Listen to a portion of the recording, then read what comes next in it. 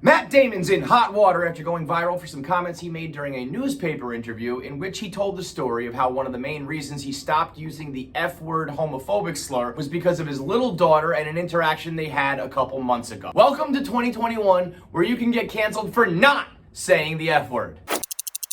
Matt Damon sat down with the Sunday Times and offered up the story for really no good reason and completely shot himself in the fucking foot. But your boy KFC actually signed up and paid the free trial $9.99 fee to actually read this article, something none of you motherfuckers did, so let me explain what happened. Matt Damon and the interviewer were discussing the Me Too movement, and back in 2017, Damon got himself in trouble once again with his words when he said, "As a father, the Harvey Weinstein behavior keeps me up at night." People tried to cancel him saying, "What, you have to be a dad to be appalled by the Harvey Weinstein behavior?" To which he said, "I understand where people are coming from. I get it. Everybody should be appalled, not just fathers." It then opened up the conversation to a larger discussion about journalism, where Matt Damon said that people used to listen to the music of your song, not just the lyrics. Now they take your lyrics out of context and they twist them for their headlines. That is ironically when he goes on, unprompted, and tells this story about using the F word, where people took it out of context and use it for their headlines. His entire point was to own up to the fact that sometimes he says stupid things,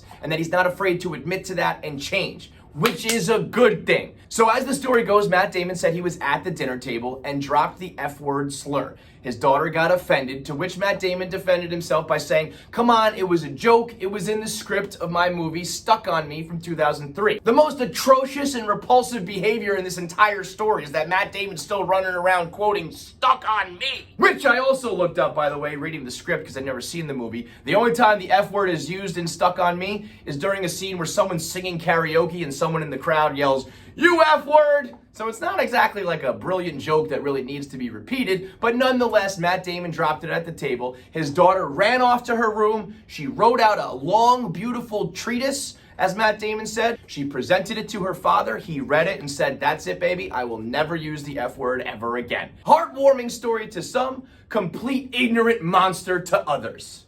Now, Matt Damon has responded and apologized, saying that he stands with the LGBTQ+ community, saying that he never uses the word in his personal life and that he was simply telling a story about his personal growth. You can't really say you didn't say it in your personal life. He's trying to use the movie script excuse, but it wasn't like he was on set delivering those words for a paycheck. He was simply at home having dinner, so you used it in your personal life. The point should be that he didn't direct it at someone and he wasn't using a slur in a harmful way to tear someone down, and that he simply used old, antiquated terms that make him look like he's unfunny and ignorant. But now you've got TMZ releasing headlines saying that GLAAD demands accountability for Matt Damon's homophobic slur use, which is completely mischaracterizing the situation. This is not Papa John saying that the last 20 months of his life have been hell because he's trying to get the N-word out of his vocabulary. This is Matt Damon telling a story about he and his family having personal growth to no longer use a harmful word. Where I come from, that's a good thing. I wish we lived in a world where everyone came out of the womb understanding the intricacies of society and never said or did anything that hurt anyone's feelings. But we live here in the real world, where people learn certain things at a younger age and grow at an older age. Things that are from your childhood were acceptable, you come to understand are not as an adult. There's a lot more Matt Damons in this world than the people who say, "I've never said that word in my entire life."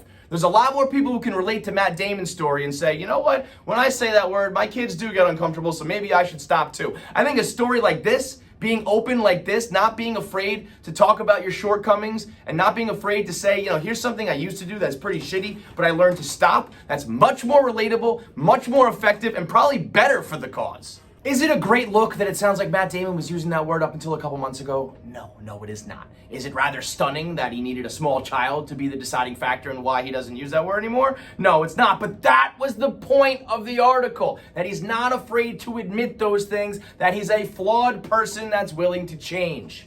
So I, for one, think that he's handled this perfectly. He issued a statement clarifying exactly what happened. Now you just got to sit back and let the media do their thing, Matt. Take your turn in the blender. Let the vultures do what they do. Maybe pop a 3-chi and sit back and relax. Maybe everyone else in the world should pop some 3-chi and just chill the fuck out. Because from my point of view, with these eyes and these ears, I'm hearing a story about a guy who said, "I used to do something shitty and now I don't anymore." That's a good thing, folks. I want to live in a world where there's less old grandpas who are hateful bigots, and this is the way we get there.